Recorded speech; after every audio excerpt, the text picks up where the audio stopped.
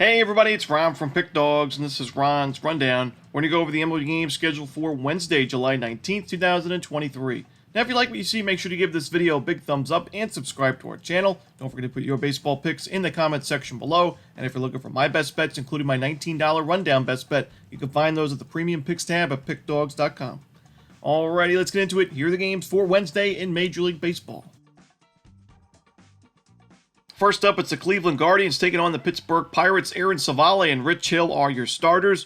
Now, I know the Cleveland Guardians overall in 2023 and in the last 30 days have not hit lefties very well, but when you look at the Pittsburgh Pirates on the other side, they face Aaron Savale, who's having a great season so far in a small sample size, but a 2.65 ERA overall, a 1.69 ERA on the road.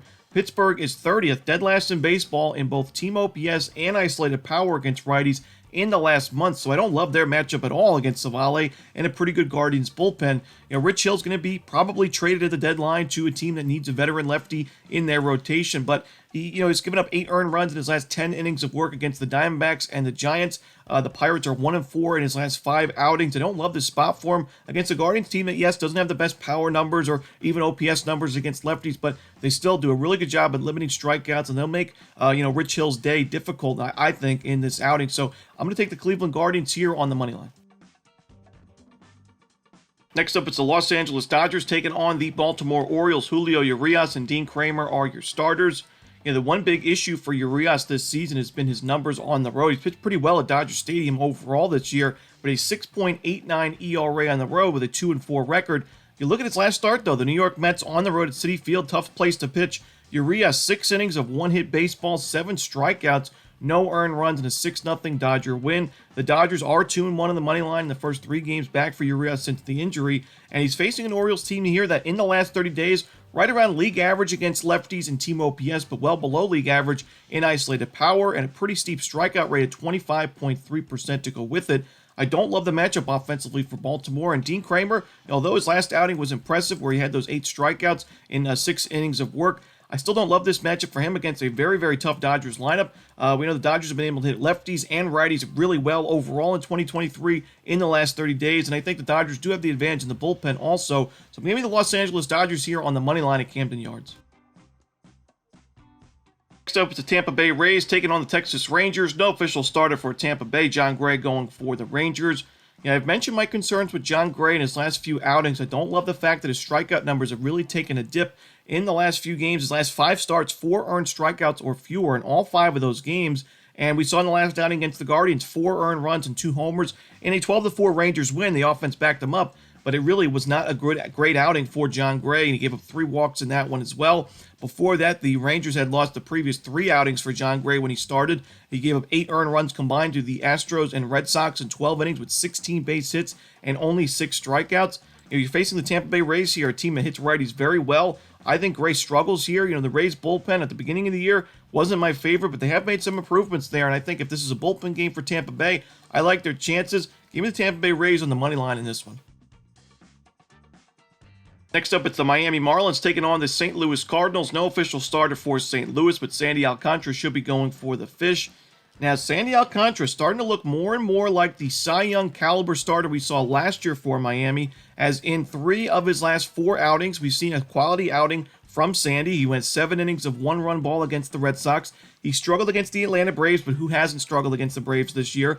But then he bounced back against the Phillies, 6 2/3, 1 run, 5 strikeouts. And then against the Orioles, so all these are tough teams, but against the Orioles last time out, 6 innings, 2 runs, 5 strikeouts. Now, the Marlins offense has not been able to back them up in most of those games, but I do like their matchup here. If this is a bullpen game or a spot starter situation for St. Louis, we've seen them have to use that a few times with the injuries in their rotation, but I think the Marlins will be able to get some runs on the board for Sandy early in this game. The way that Sandy pitches, he's very efficient, so we could see him go 6-7 innings. Not an easy matchup here. St. Louis has had pretty good numbers against righties as of late, but Sandy's faced much tougher recently. The Blue Jays, Red Sox, Braves, Phillies, and Orioles are the last 5 teams that he's faced. I think he pitches pretty well in this game. Give me the Miami Marlins on the money line at Busch Stadium. Next up, we go to Coors Field as the Astros take on the Rockies. Brandon Bielak and Austin Gomber are your starters. When I saw this pitching matchup, I immediately thought of taking the over. I just think it's a really good matchup for both of these offenses. Brandon Bielak's pitched well in the role that he's had. He's had to step it up because of the injuries in that Astros rotation. but I still don't love him going forward. The expected numbers aren't really on his side. He hasn't pitched too well on the road this year with a 4.82 ERA, and now you're going into Coors Field against the Rockies. Just a really tough spot for him. And, the Rockies hit righties pretty well this season. On the other side, Austin Gomber has struggled at Coors Field. He struggled in general in 2023. He's got that ERA above 7 at home this season in 55 1/3 innings of work. He has been better as of late. Got to give him credit. His last 4 outings, 2 earned runs or fewer in all 4 of those games, and those were all Rockies wins. But he's facing the Houston Astros, who crush lefties. They don't strike out much against lefties, and I don't love this Rockies bullpen when Gomber leaves the game. So give me the over here with the lean to the Astros on the run line in this one. Next up, it's the Boston Red Sox taking on the Oakland Athletics. We're going to see Brian Bayo and Ken Waldichuk as the projected starters for now, but there is no official lineup for this game, so we could see a pitching change. Now, if this is the matchup, I like the Red Sox here on the run line. I mean, Brian Bayo is a walking quality start. I mean, he's really efficient on the mound. Doesn't earn a ton of strikeouts, but he can still miss some bats. He really trusts in that ground ball stuff, and even in an outing like his last game against the Cubs, it wasn't his best start. He gave up 2 home runs in the end, but he still went 6 innings, 3 runs for a quality start, and it was good enough for a Red Sox win and run line cover in the end, 8-3. I think he pitches well in this spot on the road. And on the other side, Ken Waldichuk, a left-handed pitcher who has struggled overall, mostly in the starting pitching role. He's been decent out of the bullpen, but he's facing a Red Sox team that's hit lefties very well in the last 30 days, where they're above league average in OPS, isolated power, WRC+, you name it. Give me the Boston Red Sox here on the run line on the road. Next up, it's the Milwaukee Brewers taking on the Philadelphia Phillies. We're going to see Christopher Sanchez going for Philadelphia. No official starter for the Brewers right now. Christopher Sanchez gives up a lot of sharp contact. We know he's given up at least 1 home run in each of his last 4 starts and 2 home runs in his last game against San Diego. But other than that, I mean, he misses bats.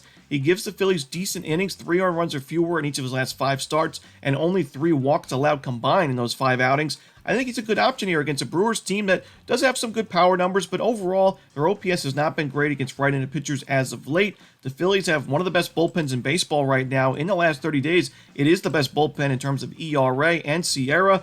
I do think Milwaukee's bullpen has made some improvements as well, but I still like the Phillies in this game at Citizens Bank Park, so a lean to the under and the Phillies on the money line in this one.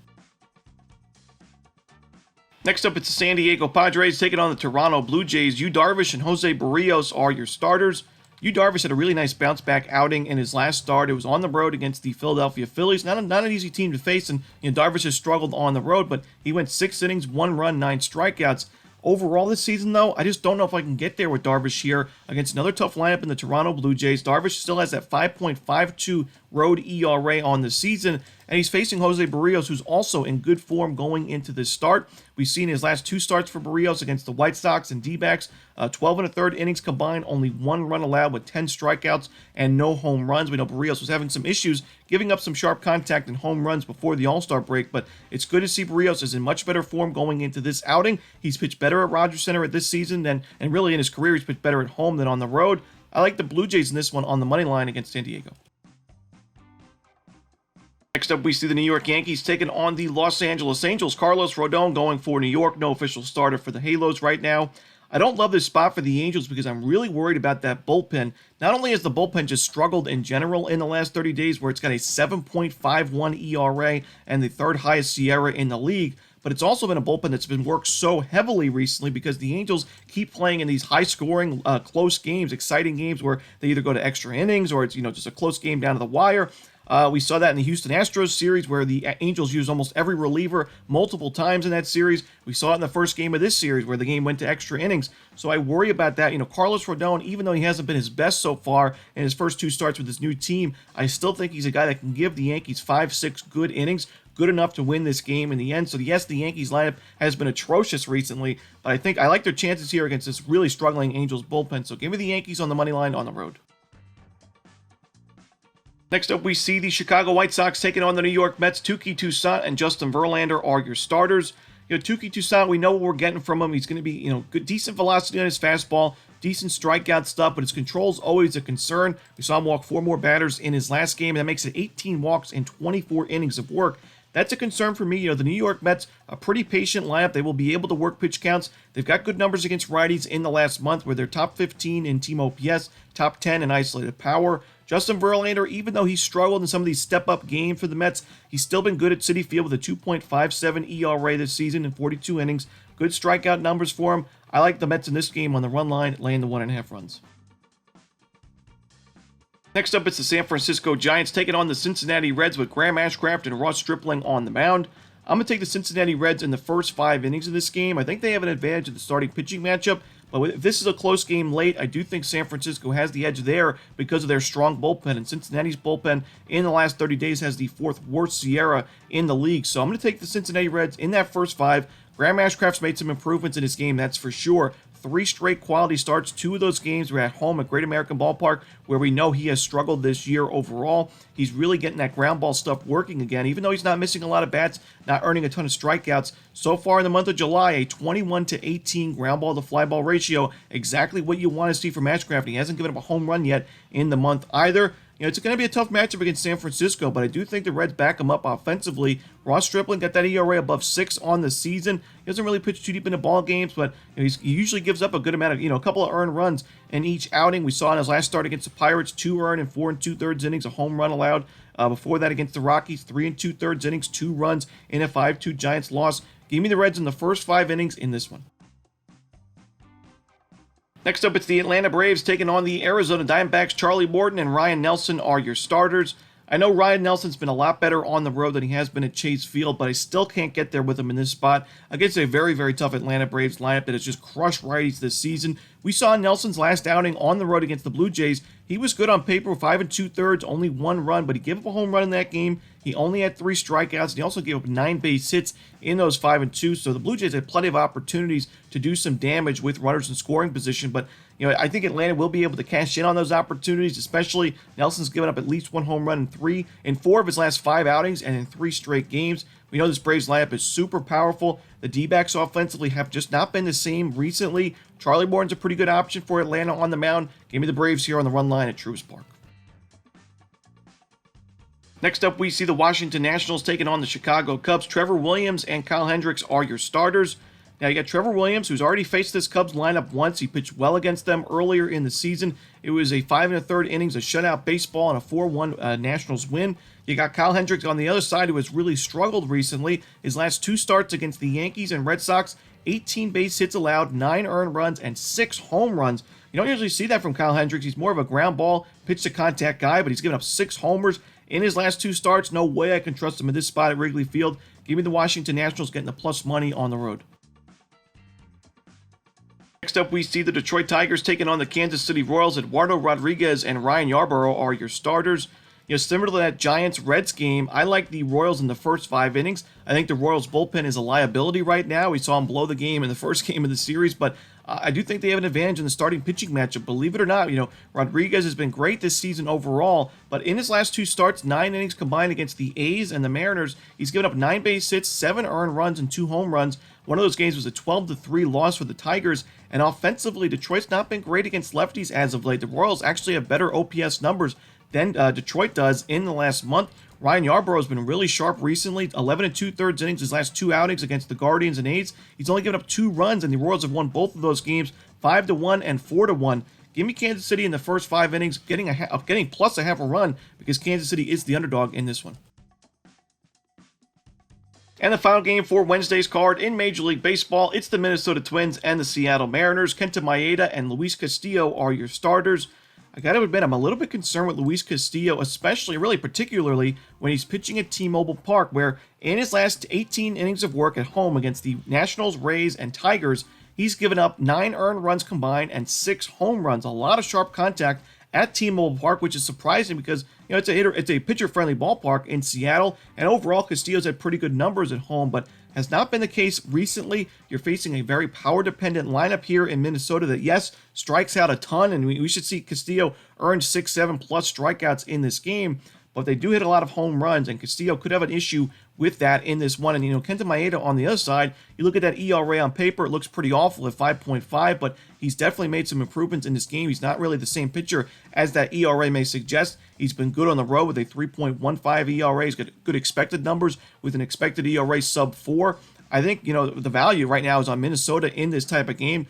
Give me the Minnesota Twins here, getting plus money on the money line. And that's it. Those are the games for Wednesday in Major League Baseball. Hope you enjoyed this video. If you did, don't forget to hit that like button and subscribe. And don't forget to put your baseball picks in the comments section below. Again, if you're looking for my best bets, you can find those at Pick Dawgz Premium. As always, this is Ron Romanelli. Good luck.